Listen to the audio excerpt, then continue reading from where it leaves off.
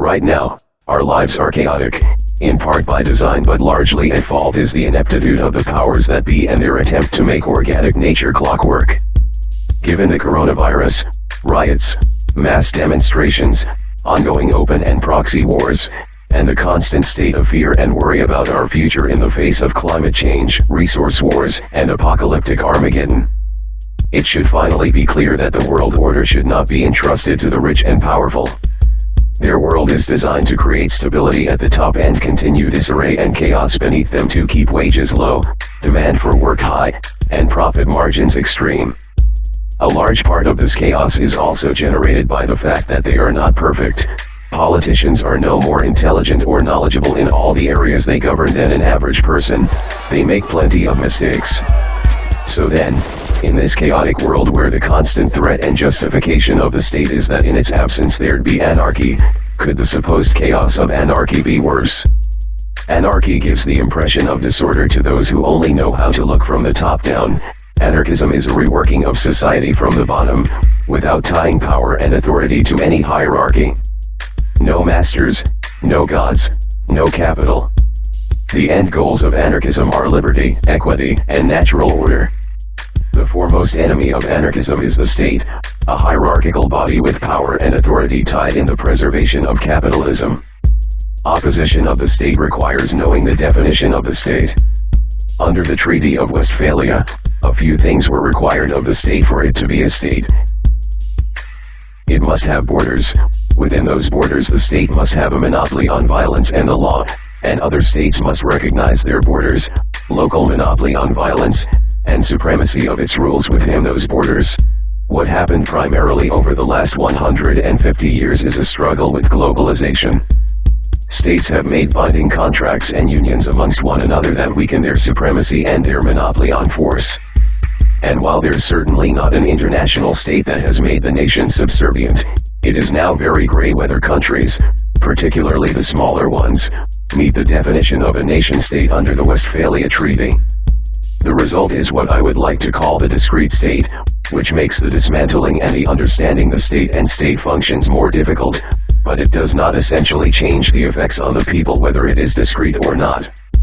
As an anarchist, I deny the legitimacy of the state and all authoritative hierarchies.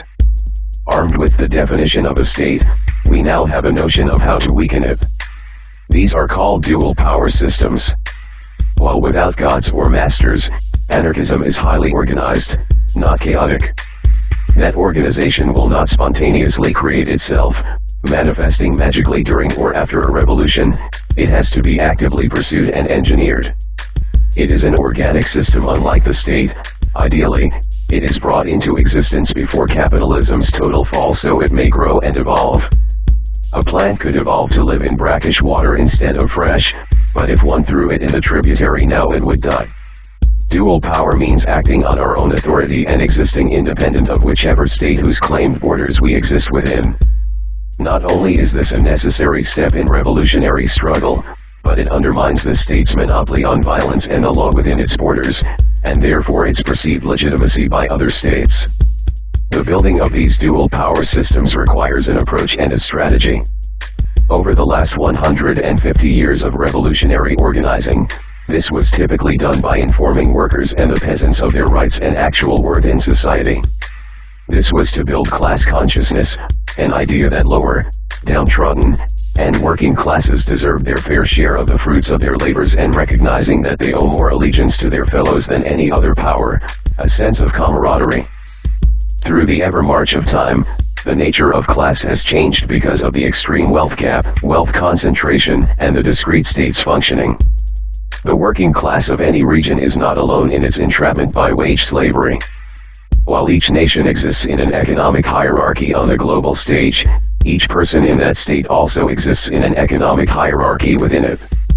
In America, one of the wealthiest nations, the average person is 3 months from being homeless.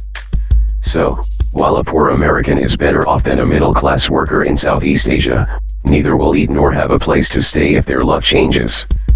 They are in the same boat of uncertainty against capitalism. This is the disorder sown by the rich to create their own stability. I would say the majority of the middle class in affluent nations, including many in non-productive work, are, in fact, wage slaves as well because of their uncertainty and inability for social mobility. Why then, is there a lacking class consciousness in the supermajority of the world? Hard work. Hard work can make the best of a situation, but who your friends and family are is the statistically most significant indicator of one's lifetime earnings. Through this fervent lie that hard work will carry you up through the rungs of life, the bourgeoisie ceased being a class and became a disease. An ailment of logic. The bubonic bourgeoisie spread down the class structure as wage slavery expanded up. The result is working class folks swearing the rich deserve their money and expanded freedom, at least partly because they feel entitled to those same privileges when their hard work pays off. The odds are more likely a working class comrade will be struck by lightning and live than ever see $1 million to their name.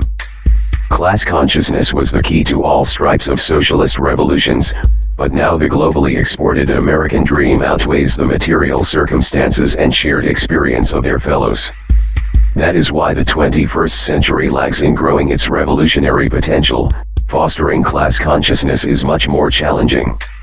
Entering a workplace or field, telling the toilers their rights and the path ahead is no longer viable. The old enemies, short-sightedness, complacency, and risk are compounded by surveillance, the bourgeoisie plague, tuxedo unions, and ever-amassing propaganda. Direct appeals to class consciousness have been shown the door. As fond of revolutionary syndicalism as I am, it is time to stop harping working class solidarity and direct, immediate appeals to class struggle. It falls on deaf ears outside the realm of socialism. All things left of neoconservatism have been so thoroughly demonized. The way forward is establishing a good name geographically. In the pandemic, we have seen anti-fascist groups, socialists, and good humans alike come together, embracing mutual aid and local engagement. These were brilliant moves. Community-based engagement, resistance, and solidarity is the path forward to the social revolution.